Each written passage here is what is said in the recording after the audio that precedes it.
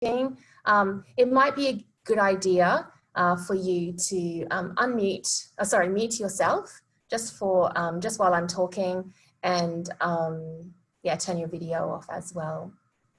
And again, please put your student number into the chat function so we can take your attendance. Okay, great.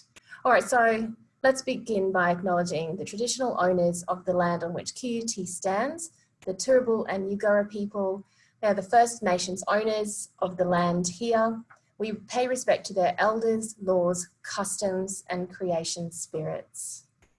Okay, thank you. All right, so why are you here in this writing circle today? Everybody has a different reason for being here. Perhaps it's you're about to do your confirmation seminar or your final seminar. Perhaps you're doing your MPhil, your Masters of Philosophy Symposium, or you might be just presenting at a conference. And some people out there might be going to the 3-minute thesis, might be in the finals for the 3MTs. So I'd like to get you all involved. So why don't you, in the chat function right now, share with me why you're here today. You can just write a little sentence for me and let me know who I'm talking to and why you are all here.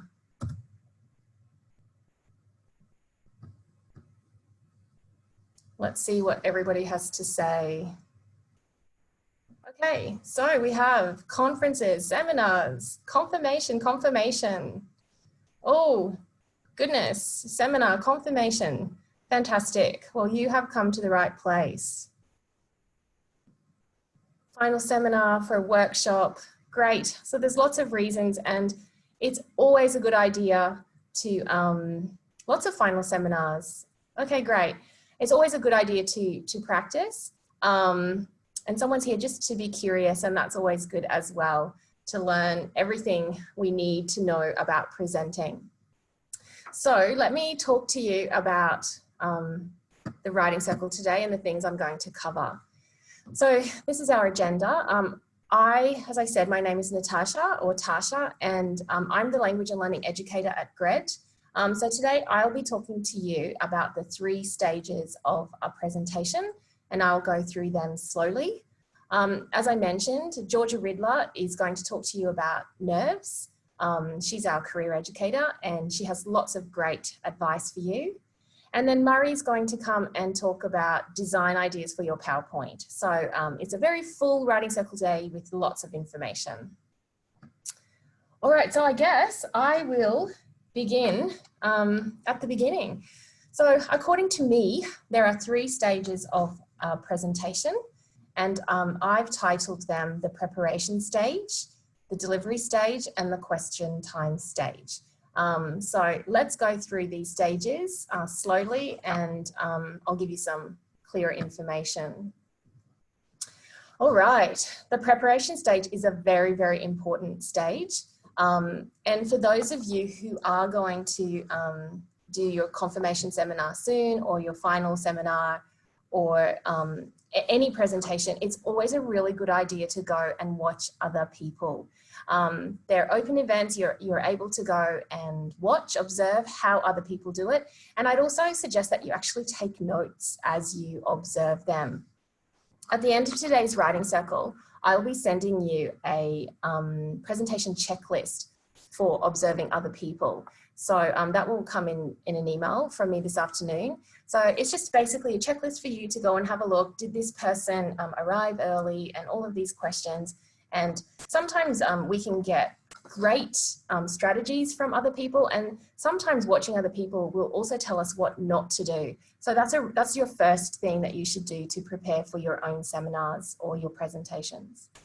Also, you should follow a formula. And I have good news for you. I have created, or the GRE+D team have created, a formula for you to use for your confirmation seminar and your final seminar.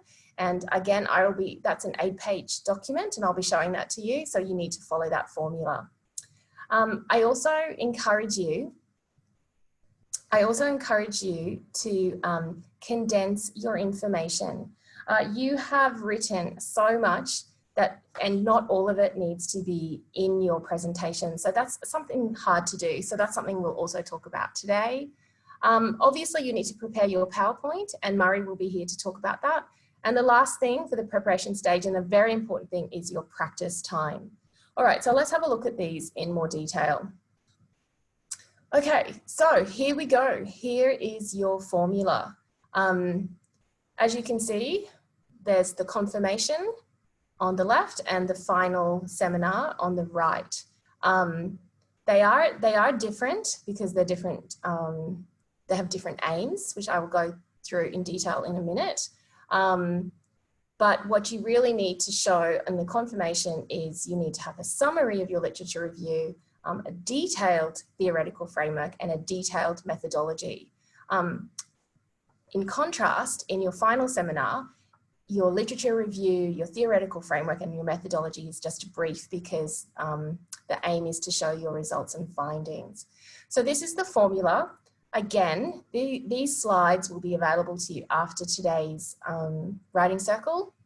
And again, I will be sending you this wonderful document, which I'll show you right now. Okay, so on the right, you can see there is a planner that I've created, and it goes detailed information on how you should plan your confirmation or your final seminar. But on the left, we have this thesis by monograph infographic. This was actually created by Murray. Thank you, Murray, if you're out there. And it highlights how a final seminar differs from the confirmation seminar. So you can see that the confirmation covers the first few sections because obviously that's what you've achieved by the time you get to confirmation. But the other real key difference between the two is your aims. So at confirmation, the aim is to convince the panel that your research is worth pursuing. So your focus needs to be on how your research fills a gap in existing knowledge. But the confirmation, on the other hand, the final seminar, on the other hand, is your job is to convince the panel that you have made a significant contribution to the body of knowledge. So it's less of an emphasis on how you did it, but more on what happened, your results. And not only that, it's also the so what. What is the significance of your results? And you'll include your discussion and implication section. So that's the formula. It's very important that you have this formula when you're going into these seminars. Just see how many people. So I see some new people have arrived. Please, could you write your student number into the chat function for me? Thanks very much, guys. So this is what it looks like. As I said, it's 8 steps, and it's a step-by-step guide for you. And again, I will send this planner to you after today. If you have any questions, I won't be able to answer all of them as you type them. Please put them into the chat function. I have someone monitoring that for me, and we can answer any questions at the end. Okay, so there you go. Here are our 8 steps. The confirmation seminar would end after step 5, although you still would need to add your references. So the final seminar goes a little bit further and talks about the results and the discussion. Okay, so it's a really important document, great information for you, so make sure you look at that carefully. Okay, so as I mentioned at the beginning, an important part of the preparation stage is to condense your information. This is a quote. I don't know if anybody out there speaks French, but this is from the French mathematician and philosopher Pascal. So he's acknowledging that actually it takes more time to condense than it does to just write. So you really need to consider that. And you, as I said, you only really need the main ideas in your background, the main ideas for your research problem. Also, your aims could be written in dot points. Your literature review, again, you only consider the main points. And the methodology as well. You don't need to use all of the points that I've listed in that planner. Just choose the ones that are relevant to you. And yes, you really need to learn to condense what you're writing. or excuse me, how you present, the information that you want to present. Okay, so I don't know if any of you know this word. This is a daunting task sometimes to stand up in front of people. Glossophobia is the fear of public speaking. So it's a Greek word, and the word glossa actually means tongue, and phobia, as we know, is a fear. It's a technical term, and I have this sometimes. I'm fine to stand up in front of students, and I'm fine to stand up in front of my family and friends, and strangers. I'm good with strangers, but sometimes I get quite nervous when I'm presenting in front of my colleagues. So what we need to do to overcome this is to stop telling yourself you're nervous, and you need to change it, and you need to say, I'm pumped, I'm excited. But it is a real thing. Does anybody out there have this fear of public speaking? You can let me know in the chat function.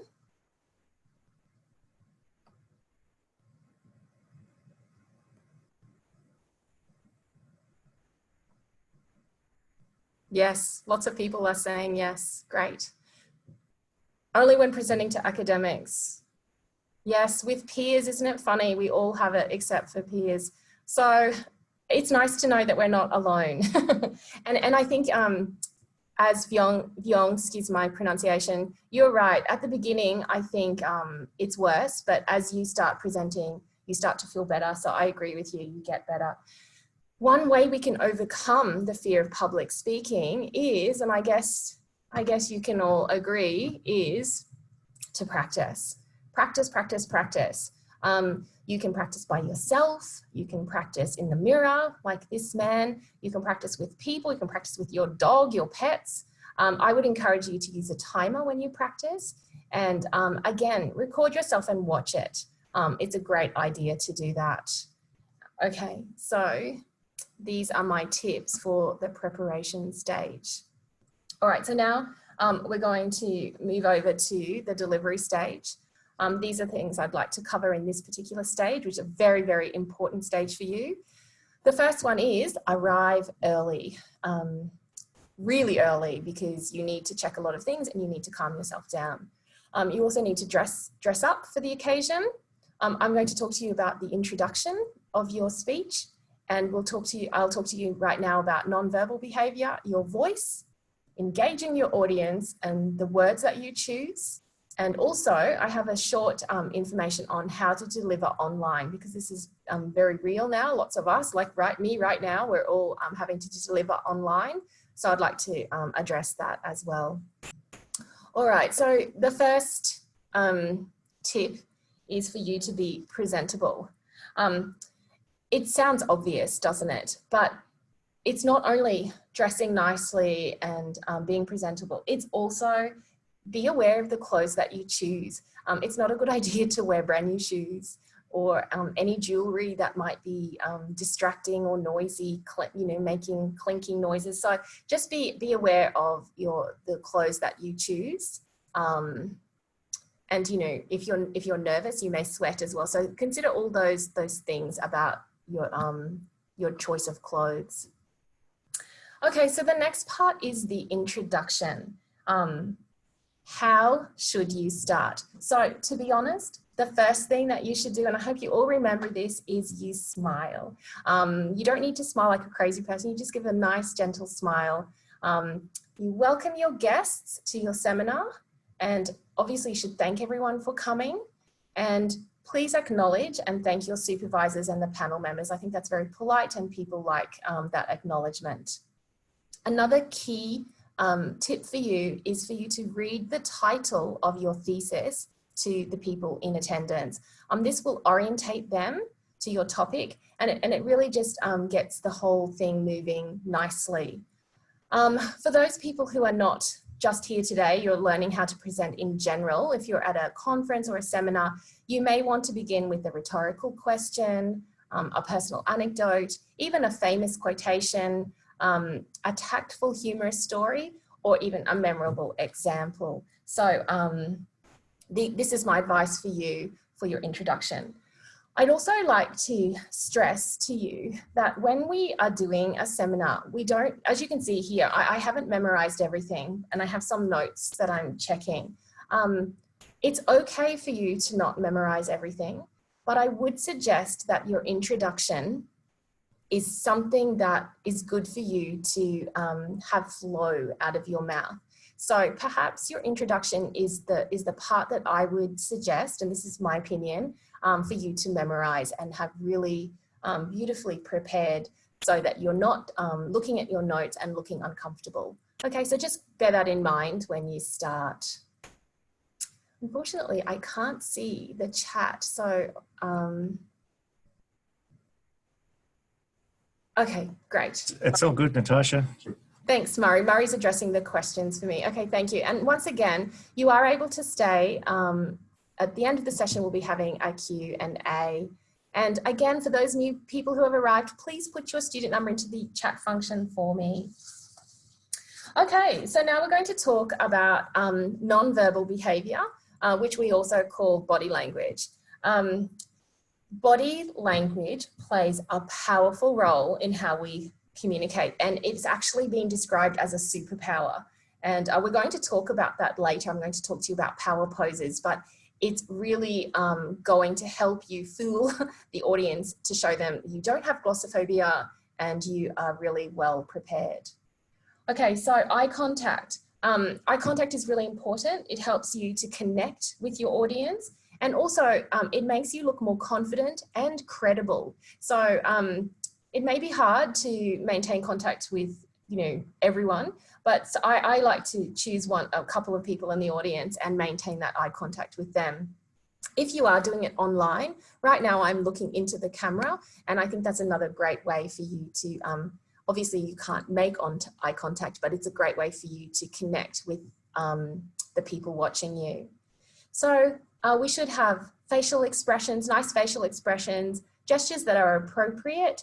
And I'd also suggest to you that while you're practicing, check your habits. I've had a lot of students who don't realize they have certain habits of moving forward or swaying. So just be aware of your habits. And again, recording yourself can help you reveal what your habits are. Okay, let's move along. So as I said to you, smiling. Start your presentation with a smile. Hopefully you won't resemble the lady on the right, but you can see the smiling in her eyes anyway. It really sets a beautiful tone to your presentation, and not only that, it helps you to relax. So let's start at first body language with a nice gentle smile. So I'm sure you all know this man, and he was a fantastic presenter, and the way he stands is the next area I'd like to talk about. So you have to remember that the audience has an impression of you right from the beginning, right from the get-go, when you're standing in front of them. So that means communication has already begun, even before you speak. So you really need to stand with a good posture, and this will lead to a successful presentation. I'll talk about that a little bit later, about how to stand strong. Again, it's important that you watch your movements, don't fidget or sway. And you may notice some people walk around the room when they're presenting, and I think that's fine. But it's always good, I think, to have a purpose when you're walking. So don't walk incessantly, just walk with a purpose, and be aware if you are walking too much, because it might detract from your what you're saying. Another really big pet hate of mine is so many students face the screen when they're talking. Please remember that. Face the audience. Don't look at the screen. Don't touch the screen. Don't talk to the screen. You need your voice to be projecting out to the audience. So keep that in mind when you're speaking live. Also know where to stand. Don't stand in the corner. Position yourself in your room. Where should you stand? Okay, so we're going to move on to gestures, but before we do, there's a really great way for you to know how to stand. So what you're supposed to do is you're supposed to stand with your feet apart, You put your hands over your head. When you let them fall, this is called your base posture. So that's how you find your base posture, and that's the great way, that's where you should be standing. Okay, so that leads us to gestures. Gestures help you to speak, and they also help your audience to remember a point. Sometimes I have seen people present and they're doing gestures that actually don't match their words. So make sure that your gesture and your message connect, okay? And they really do help you make a deeper connection. I think we need to have a nice balance with how often you gesture. I think some people over gesture. So again, ask people to watch you and you can check that. When we gesture, we can use one or both hands. You can see this lady here. She has a clicker in her left hand and she's using her right hand to show something, which is the next area to talk about is our hands. What do we do with them? So the lady before, as you could see, she had her palms facing up. This is better than pointing or wagging your finger. Don't fidget. Fidgeting can make you seem nervous. It distracts from your presentation. Also, hands in your pocket. There's lots of meanings with hands in your pocket. It could mean you're afraid, you're unsure, you're not interested, and it even can come across as being rude. So please remember that. I have a tendency to, I don't know if you can see in the camera, I have a tendency to hold my arm here when I'm nervous. So be aware of the way you're standing. Don't put your hands on your hips, obviously, not in front of your crotch, but like Steve Jobs was doing, keep your arms open. And I think it shows you're engaging, welcoming, and it really shows that you're confident. There's a really great YouTube clip for you, and it's called What to Do with Your Hands. There's a little link there for you, so you can go along and have a look at that. Okay, and just quickly check. Okay, some people. All right, I'm sorry, I'm just checking all of your comments. Unfortunately, I can't see the chat as I'm presenting. All right, now this is a fun part. I think the whole world, we're obsessed with body language. We like to comment on our friends' body language, and you know, she was sitting like this and they were acting like this. But body language is actually, it's really good for us to consider our own body language and what it's communicating to other people. So Amy Cuddy is the lady on the left, in the left picture, standing in front of Wonder Woman. And she has a great TED Talk on body language. And she talks about these power poses. And she talks about how pretending to be powerful actually makes you feel powerful. So I encourage you to try these power poses before you actually go and present. And I don't know if you believe me or not, but I did the Superwoman pose before a job interview.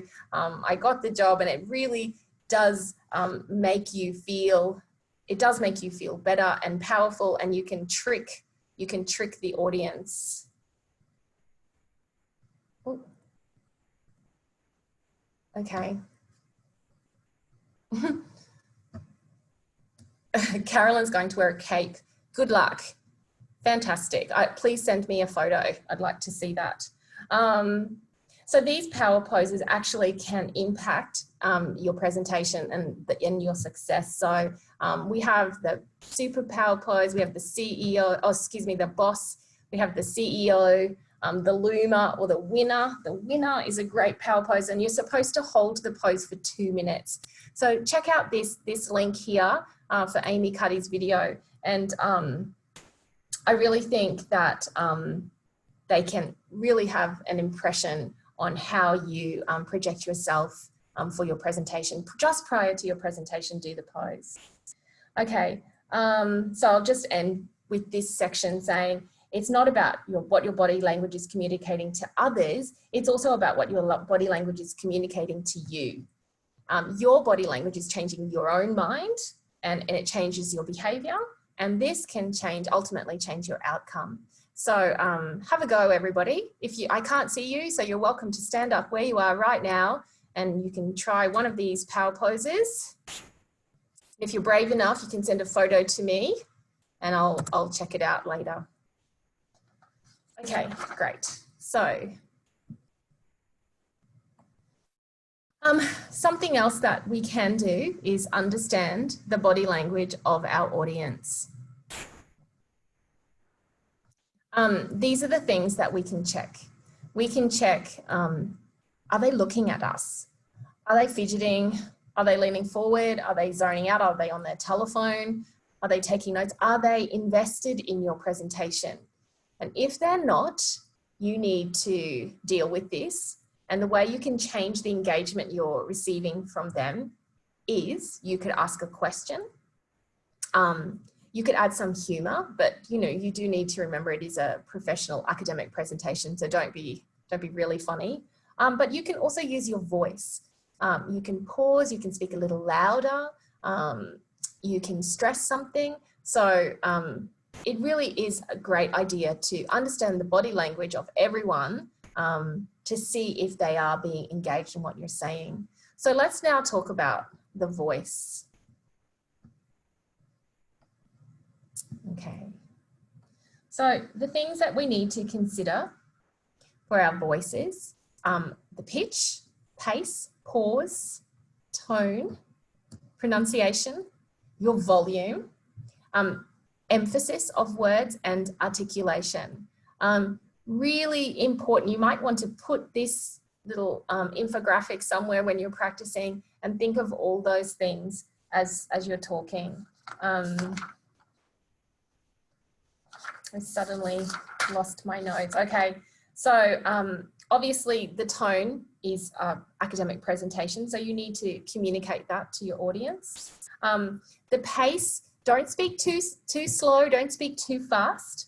When we are nervous, we tend to speak quickly, so be aware of that when you're practicing, and slow down. Pauses are really helpful to emphasize something, and the pronunciation as well. If you have an accent, don't worry about that. Accent is fine, but what you do need to make sure you know is how to articulate, how to pronounce key words. So make sure that the words, you check that prior to going in. Okay, so moving along. These are the things that you should not do when you're with your voice.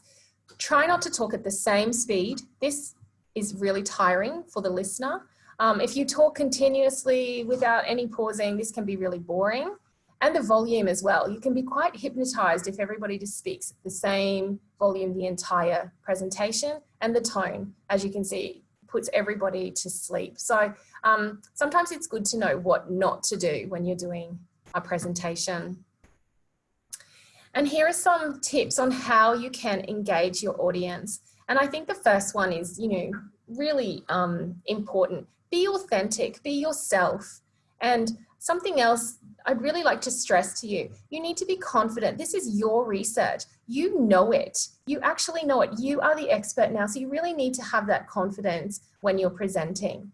You can use verbal signposting. It sounds strange, but it's just words. When you're writing, it would be words such as in addition, furthermore. But when you're speaking, signposting are words or phrases or sentences such as, now I'm going to move to the next point, and that verbal signposting can really engage your audience as well. You can ask some rhetorical questions.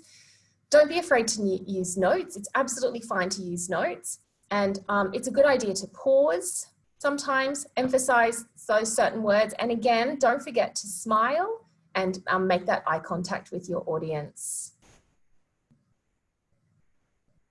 Okay, so if you have been to my academic writing circle on academic vocabulary, you'll know I'm very strict about the different words that you can and you cannot use for your academic writing. And I'd like to tell you that this October, I'll be repeating that writing circle. It's a great writing circle for you to come along to know what academic vocabulary you should be using in your writing. However, and this is a big however, in presentations, there are different rules. So I'd just like to give you a few of them. So in academic presentations, you can use your contractions instead of did not. Didn't is fine. Phrasal verbs are acceptable as well. We don't like them in academic writing, but they're fine when you're speaking. Personal pronouns, go for it. We want you to use them. I would suggest that idioms and cliches are used sparingly. We still don't really find them academic, so try to avoid them if possible. But another great news for everyone is you can actually start your sentences with these conjunctions, and, but, and so. In academic writing, that is a big no-no, and we never like to see any sentence begin with those conjunctions, but it's absolutely fine to do that when you're presenting. However, please don't use slang. Don't use the word like, and we don't want to hear any guys, wanna, or gonna. So that's definitely out for your presentations. All right, so in this new normal that we find ourselves in, more and more people are having to present online. So I just have a few tips for you here. I'm not a real expert at this, although I'm becoming better. So here are my tips for you. What you need to do is check the light in your room. The light should be at your side. If there's an open window behind you, it will give you too much glare. So make sure you position yourself, set that up first. As you can see with me here, I have a plain background behind me. I think it's just better for you. It's not distracting. Also check what is in your background. You don't want to present with washing or something hanging around that you don't want people to see. Also, you should position your camera so that the audience can see your head and your shoulders. And something that's really vital is tell the people you live with that you're going to be presenting so they don't just wander through when they shouldn't be. You can check the technology as well, also really vital. So you need to check your mic, check your Wi-Fi, your camera, and also something important and something that I've learned, know how to hotspot if something does go wrong with your internet. So have all those things ready. And make eye contact, as I said, by talking to the camera. I hope you can feel that I'm talking to you by looking inside the camera. And sometimes, I can't at the moment, but sometimes you can see your face as you're talking. So you can even consider your own reactions as you're presenting.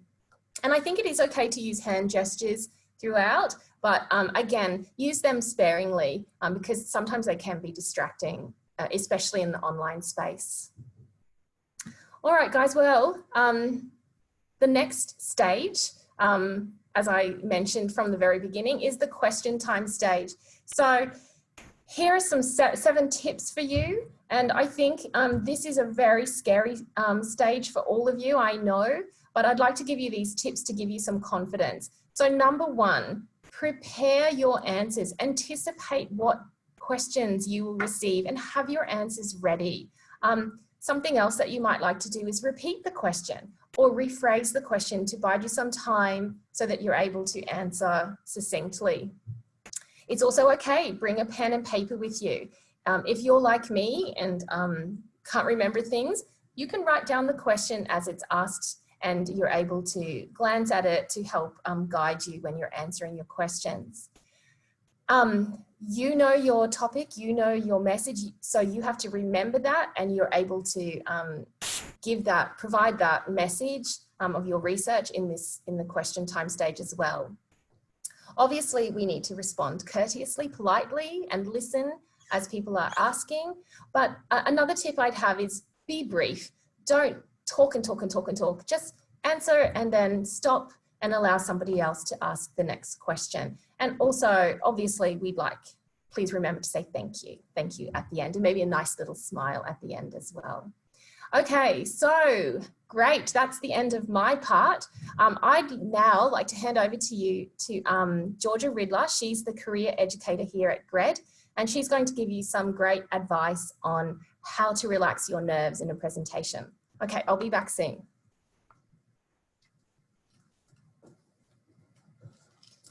Hello everyone, how are we today? I'm really pleased to be here and speak with you. So what I wanted to share with you today is a little bit about how to control your nerves during presentations. And that's because I think we are all human beings and we all experience nerves. So there are three key areas that I want to talk to you about today. Number one is around your brain. Number two is around breathing. And number three is around believing. So the 3 B's for today's little session. So in terms of your brain, what is really important to understand is that our brain is set up and is wired to detect danger.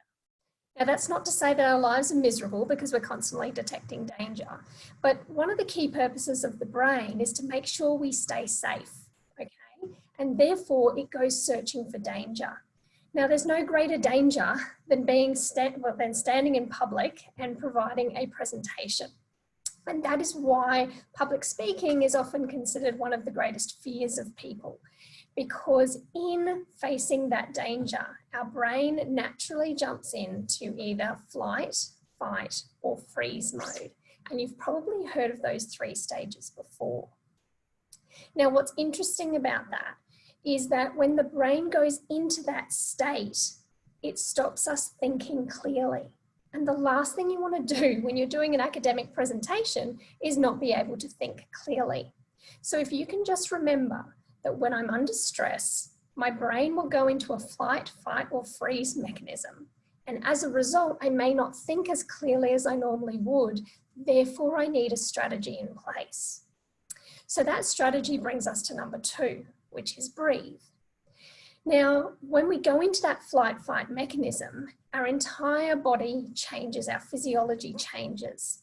And one of the key things that changes is that our heart rate increases and we pump adrenaline through our system, which is where you might notice that your hands get a bit more sweaty, your armpits get a bit more sweaty, or you feel like your heart is beating up in your throat.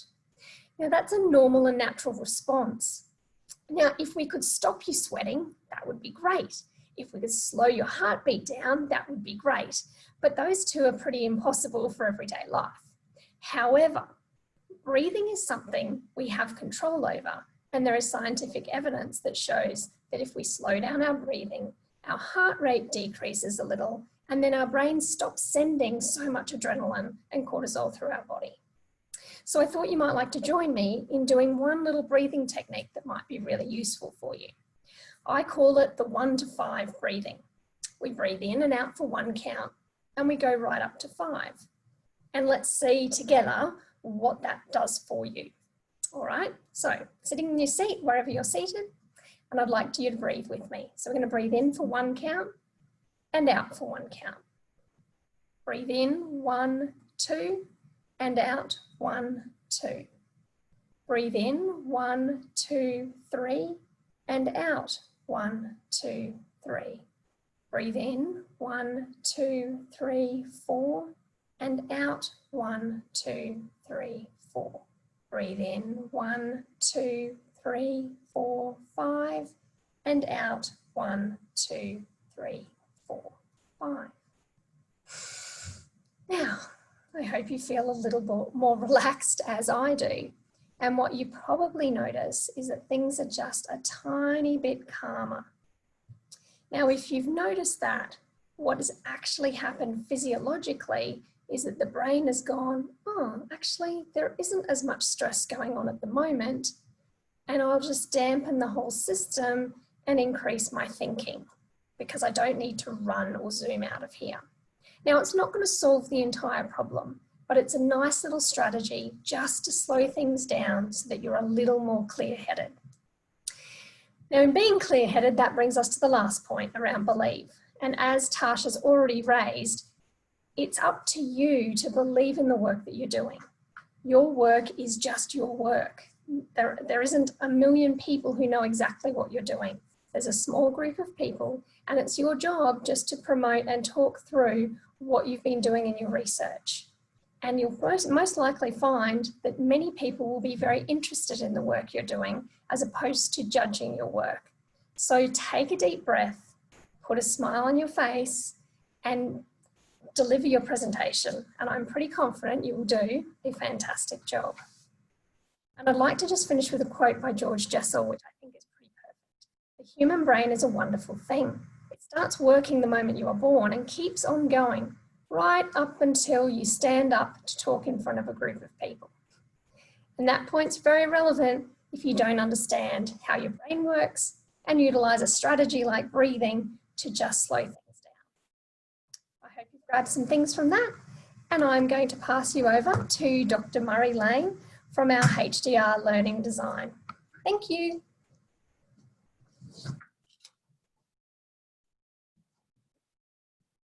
Thanks, Georgia. It's like a tag team today, isn't it? Okay, so I'm going to be talking about graphic design, basically, the visual design for your presentation. I'm just going to turn to Tash. The reason about the video is you can't see yourself, so I guess you need to check that this video is still on a spare computer. Sorry about that. So graphic design. There's lots of different ways you can arrange all of the information on your screen.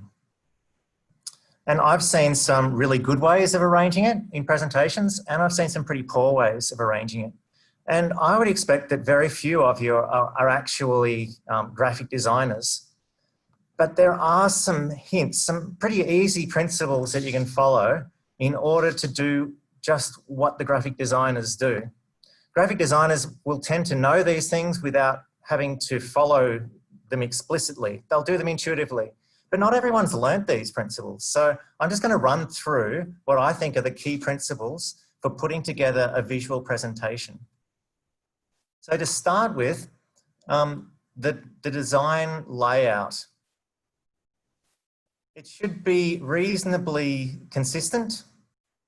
And so that relates to the size of elements, the color suite that you use, and the style of elements as well. You should be repeating the things that you're using throughout each of your slides. You'll notice in this presentation this section that I've put together, I'm using the same sort of fonts throughout.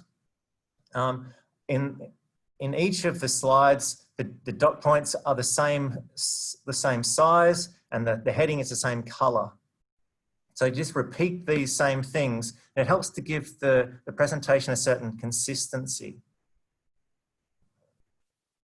It's important to make everything on the screen relevant. Try and avoid all the superfluous stuff. You want to work out what the key message for each slide is and just stick to that.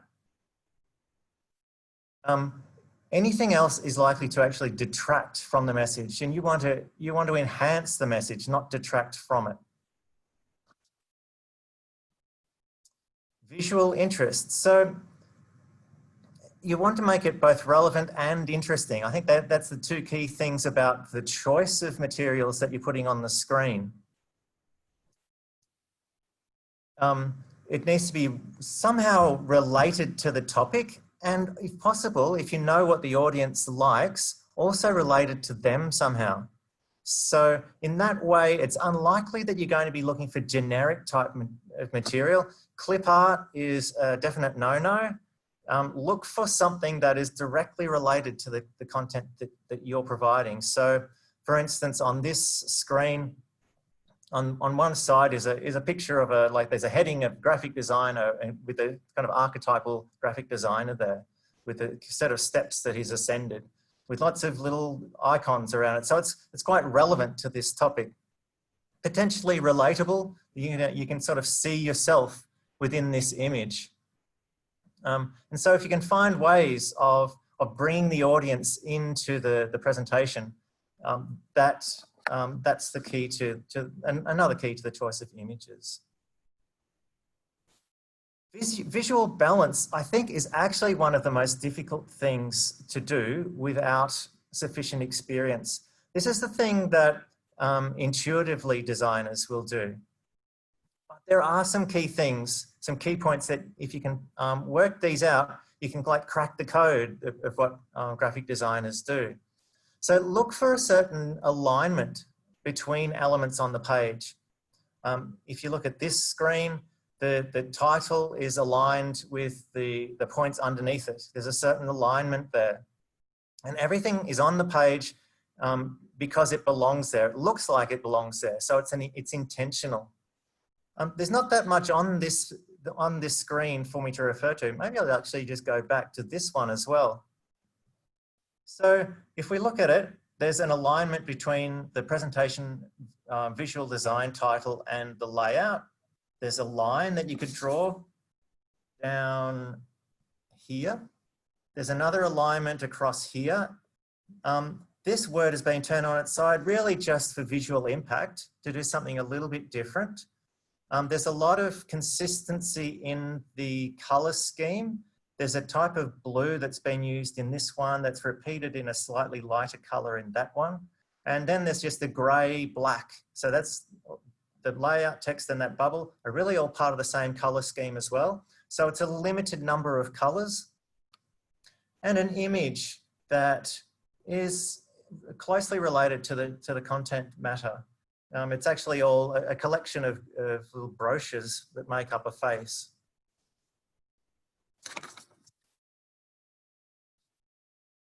And maybe actually lastly, the other thing with visual balance is to try and even out the elements on the page.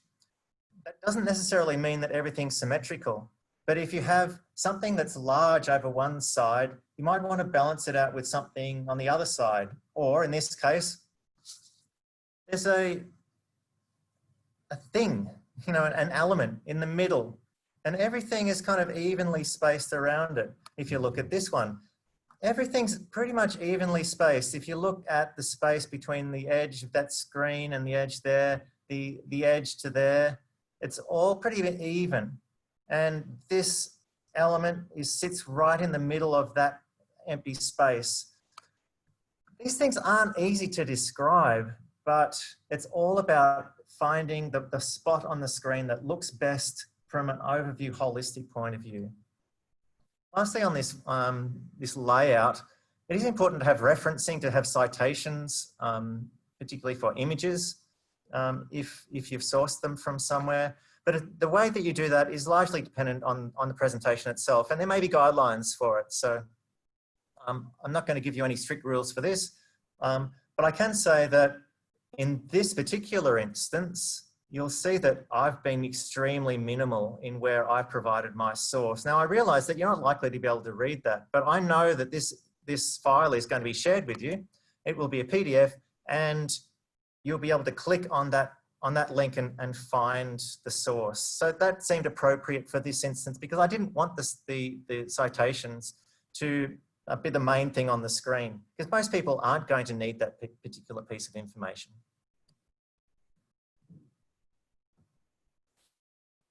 So there's just one more set of principles around text. So this is another element of the layout, but one key element. The content of the text should be targeted to the audience. So that's it kind of relates to what Tash was talking about in your choice of words which you're saying, but also you need to choose the words that you're going to put on the screen. So choose the words that your audience are going to best relate to. So it's targeted in that way. Minimize the amount of text on the screen at all costs. You'll notice on this screen, there's not much text. And I haven't replicated exactly what I'm saying with my text. I've just included some prompts so that it will both help me, for me to remember what I need to say, and also it just reinforces the concept for you, the viewer. That's the best approach really for these sorts of PowerPoint slides. Don't try and put every word that you're saying on the slide. It's a bit superfluous. You don't need to, because you're going to be saying it. The text size needs to be as big as possible. So again, that's a fairly open-ended statement. In this case, I looked at what I thought was the screen that would have the largest, would have the most text on it, and I worked backwards. And also looked at the way that I thought the screen would look.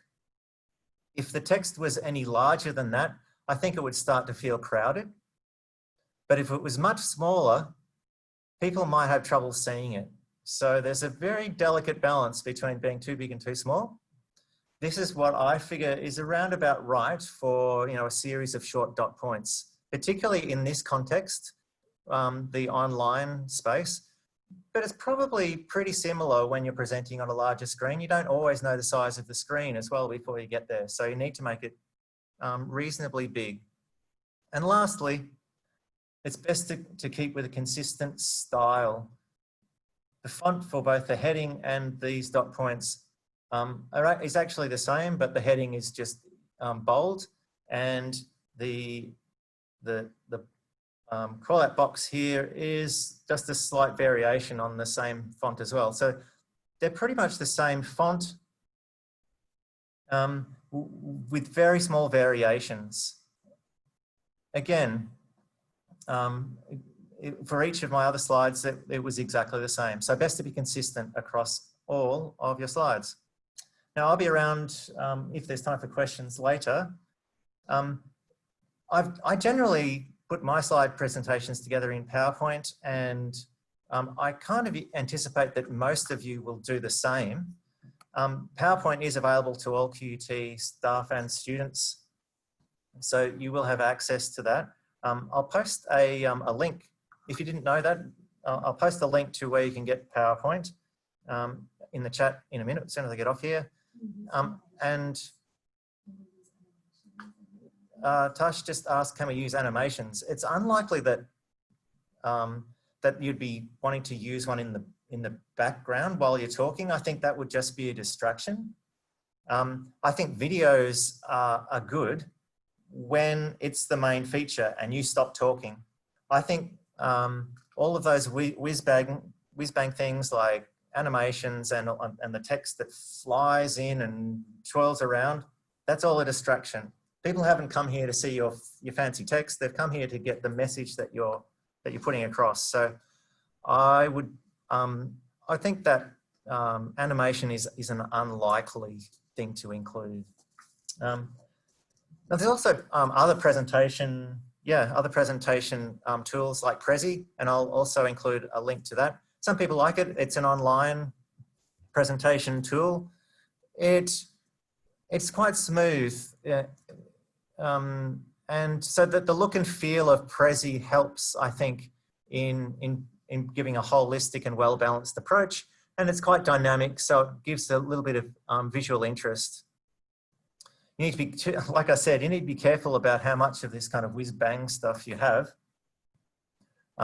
But Prezi generally does a reasonable job. It would be a new tool for some people to learn, so it might not be for everyone, but that's something to look out for. Now, Natasha has just put something in front of me. Does QT offer training on creating visual presentations? Not that I know of.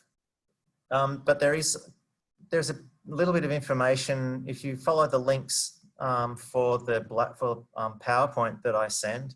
There's a little bit of other information around tools that QUT has in this area. So I'm not aware of kind of training across the university in visual presentation. So you're lucky, here you are. This is one of the few events for it. But I'll pass it back to Natasha now.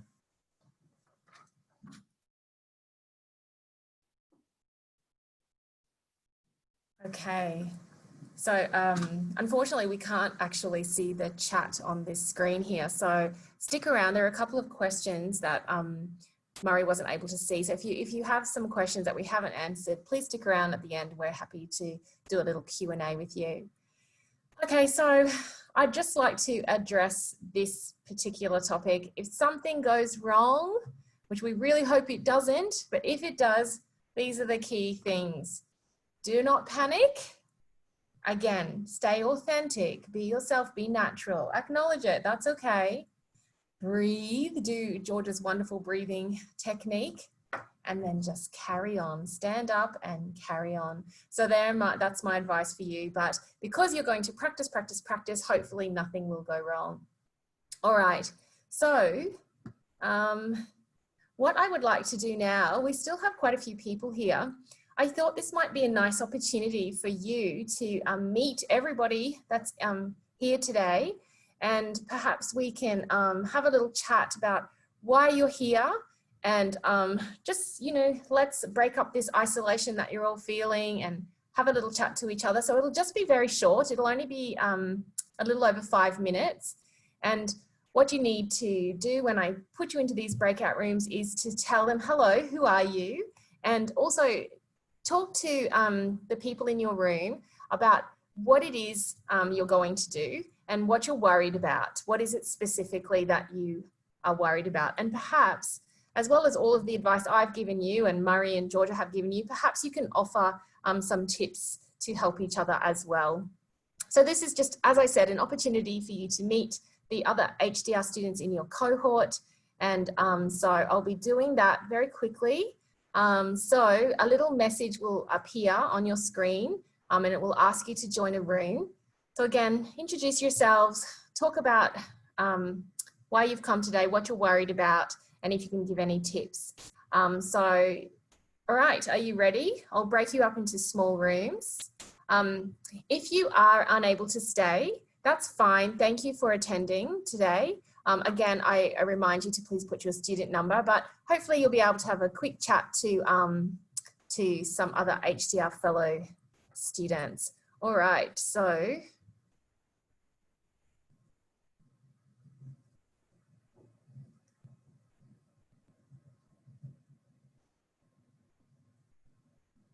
Okay, so I'm putting 3 people per room. Again, just have a little chat for a few minutes and then we'll come back and we'll be able to end the session. All right, I'll see you in just over 5 minutes.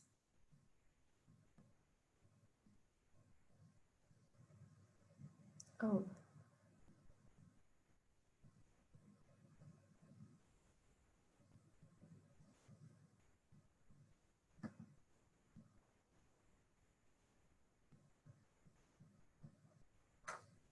Okay.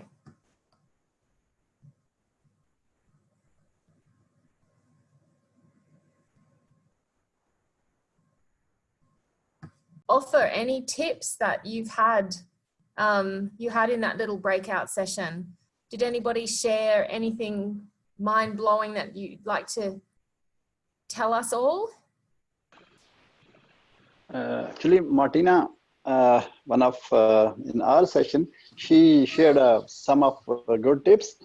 Like one of that if you can reserve that same room before presentation 1 day before, and so that you can easy and relax with the environment and the same room. So that would be helpful to the next day when you are really presenting. So that I like that tip.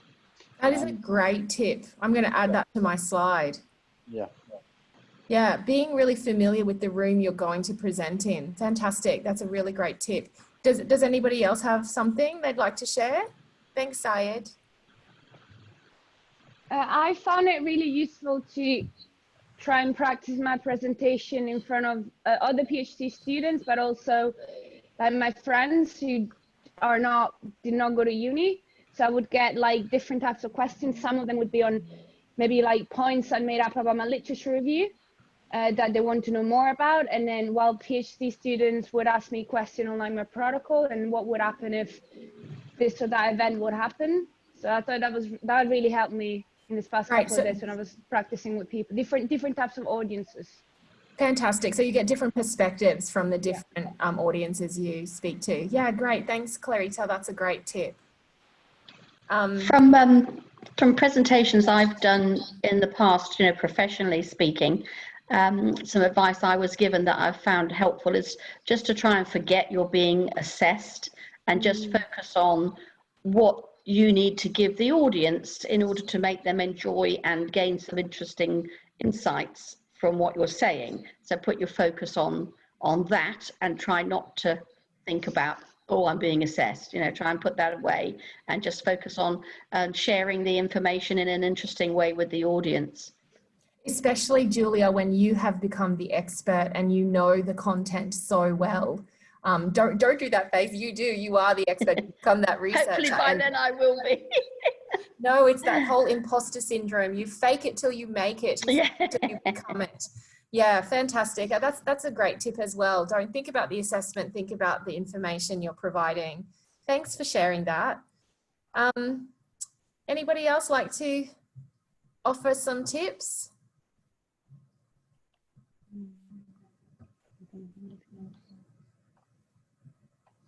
Sala, I can see Murray in the background here. He's busily typing away to you, so he'll answer your question.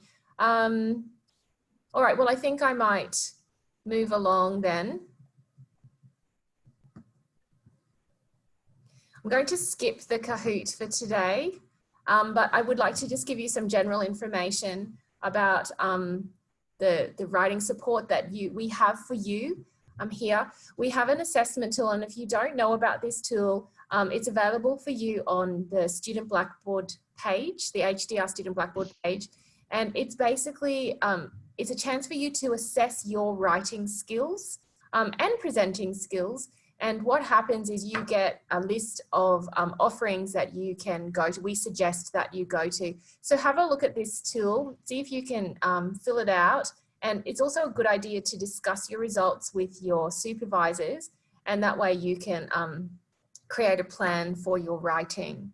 This is what it looks like. So you have to rate your competencies in different skills, and as I said to you, events will pop up and you're able to register for those events on UniHub. You can also find the events in your HDR e-update. So this is us, this is the GRE+D team. We have advanced, lead and engage skills pathways, which you can access here. And just some events that are coming up.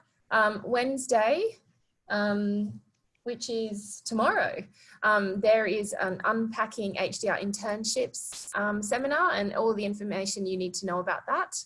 Please come along to that. Katie will be conducting that. Thursday next week, there's a writing circle, and this one is on proofreading your writing. My colleague Kerry, who's the other language and learning educator, will conduct that. It's a really great writing circle, so come along, learn how to proofread before submission. On the following Tuesday, there's the HDR Writers Wellbeing Lounge. If you haven't been to that before, I know Jay has. She's my regular attendee. This is a place where you can do some focused writing with other HDR students. I walk you through the reflection, how you can reflect on your writing, and it's also another opportunity just to connect with your cohort. And we always have, I bring a topic of interest to HDR students. Then on the 13th, there's an HDR workshop dealing with writer's block, which Kerry will also be conducting. So if you feel you have writer's block, come along to that and Kerry will give you lots of great advice. Something else that I'd really encourage you all to attend is the 3-minute thesis showcase. It's going to be on the 9th of September. It will be online now. Come along and watch these wonderful students present their research topics in 3 minutes. If you don't know about 3MT, it's a wonderful event, and we really encourage you all to come along, and perhaps you can even register yourself for next time.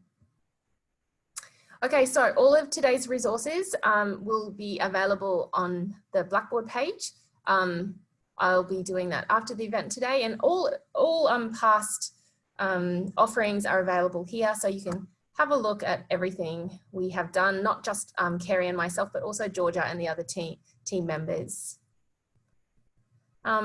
This is our widget, so you can find lots of great information here, and you select one of the 4 relevant headings for research students for you in your dashboard.